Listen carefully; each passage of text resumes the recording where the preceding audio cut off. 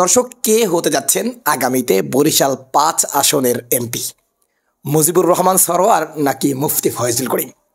এ নিয়ে চলছে রাজনৈতিক ব্যক্তিবর্গদের মধ্যে নানান বোঝাপড়া এবং নানান আলোচনা সমালোচনা। তো আজকে আমরা আপনাদেরকে চূড়ান্তভাবে জানিয়ে দেব গবেষণায় কি বলছে, সাধারণ মানুষের মুখে মুখে ধানের শীষ নাকি হাত পাখা। চলুন, বরিশালের ৫ আসনে অর্থাৎ সদর আসনে কে হবেন সদরের একমাত্র অভিভাবক, চলুন আমরা আজকের ভিডিওতে জেনে আসি। দর্শক, আপনারা জানেন মুজিবুর রহমান সরোয়ার বিএনপি অনেক আগে থেকেই এই আসনটি নিজেদের করে নিয়েছে। অত্যন্ত ৫ বার এই আসনে মুজিবুর রহমান সরোয়ার এমপি হয়েছেন, এমপি থেকে নগর পিতা হয়েছেন। তো এত কিছুর পরেও ওনার এত জনপ্রিয়তা, সেখানে চরমনাইওয়ালারা কিভাবে বিজয় অর্জন করবে? অসম্ভব। এটা আমাদের সাধারণ মানুষের বিবেকের কথা। কিন্তু চলে আসি আমরা জরিপে। জরিপ কি বলছে কে হবে মূলত বরিশাল ৫ আসনের অভিভাবক। দর্শক, এর আগে একটি ভিডিও আপনাদের মধ্যে দিয়েছিলাম, যেই ভিডিওর মধ্যে আমরা আপনাদেরকে জানিয়েছিলাম বরিশাল এমন একটি আসন, বরিশাল ৫ আসন, যেই আসনটিকে বলা হয় বিএনপির মূল ভোট ব্যাংক, যেখানে বিএনপি কখনোই হারেনি, এমনকি তারা হারবার স্বপ্ন দেখেন না। তারা মনে করেন এটি বিএনপির অন্যতম একটি ঘাঁটি।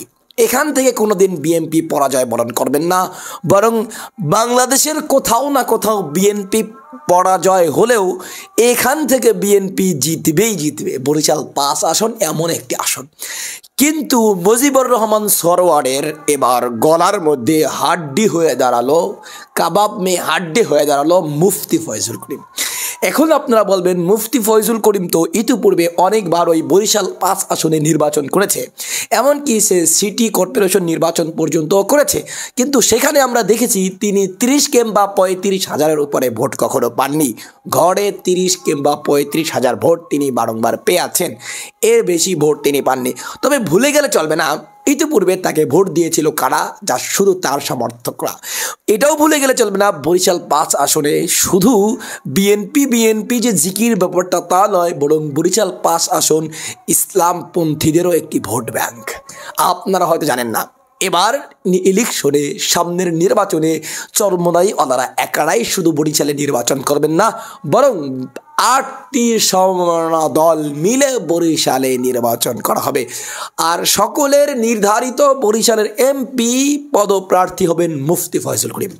তো চিন্তা করেন, বাকি ৭ দল বাদ দিলাম, বাকি ৬ দল বাদ দিলাম, মুফতি ফয়জুল করিমকে যদি জামাত ইসলামের ভাইয়েরা ভোট দিয়ে থাকে, আশা করছি মুজিবুর রহমান সরোয়ার অবশ্যই তার মাথায় হাত দিতে বাধ্য হবে। মুজিবুর রহমান সরোয়ার যতই এই ৫ আসনকে নিজের ঘাঁটি মনে করুক না কেন, তার সম্পূর্ণ স্বপ্ন বেচতে চলে যাবে। অসম্ভব।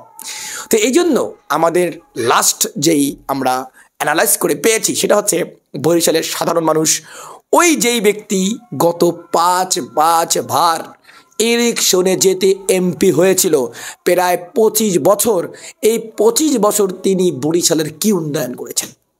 আপনি বলুন, ২৫ বছর আপনারা বরিশালের কি উন্নয়ন করেছেন? মানুষ এখন আর অন্ধবিশ্বাসী নয়, মানুষ এখন চোখের দেখায় বিশ্বাসী। মানুষ চোখে চোখে দেখে দেখে মানুষকে ভোট দিবে, কে উন্নয়ন করবে কে উন্নয়ন করবে না। আরে ভাই, আপনি তো ব্যবহৃত পাত্র। ইতিপূর্বে আপনাকে বরিশালের মানুষ বারংবার এমপি বানিয়েছিল, নগর পিতাও বানিয়েছিল। কি করেছিলেন নগরের জন্য? কি করেছিলেন বরিশাল ৫ সদর আসনের জন্য? আপনি তো গোড়ার ডিম কিছুই করেননি। তো যেহেতু আপনি কিছুই করেননি, ৬ষ্ঠমবার বরিশালের মানুষ আপনাকে আর এমপি বানাবে না।